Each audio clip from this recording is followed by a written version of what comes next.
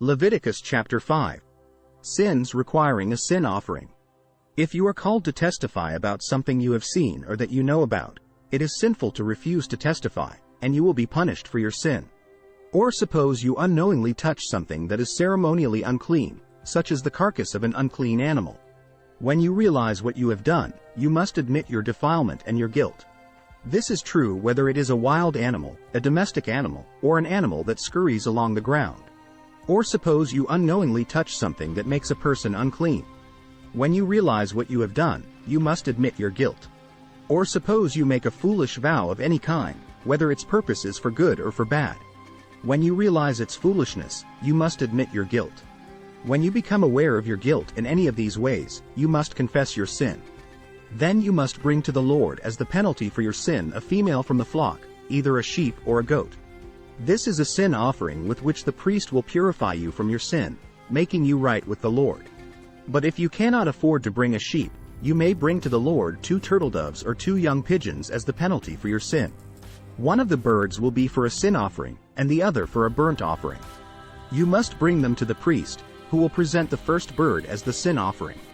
He will wring its neck but without severing its head from the body. Then he will sprinkle some of the blood of the sin offering against the sides of the altar, and the rest of the blood will be drained out at the base of the altar. This is an offering for sin. The priest will then prepare the second bird as a burnt offering, following all the procedures that have been prescribed. Through this process the priest will purify you from your sin, making you right with the Lord, and you will be forgiven. If you cannot afford to bring 2 turtle doves or 2 young pigeons, you may bring 2 quarts of choice flour for your sin offering.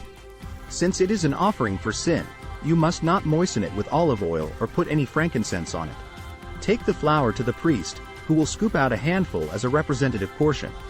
He will burn it on the altar on top of the special gifts presented to the Lord. It is an offering for sin. Through this process, the priest will purify those who are guilty of any of these sins, making them right with the Lord, and they will be forgiven. The rest of the flour will belong to the priest, just as with the grain offering. Procedures for the guilt offering. Then the Lord said to Moses, "If one of you commits a sin by unintentionally defiling the Lord's sacred property, you must bring a guilt offering to the Lord. The offering must be your own ram with no defects, or you may buy one of equal value with silver, as measured by the weight of the sanctuary shekel.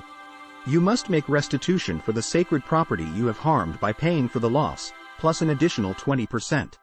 When you give the payment to the priest, he will purify you with the ram sacrificed as a guilt offering, making you right with the Lord, and you will be forgiven.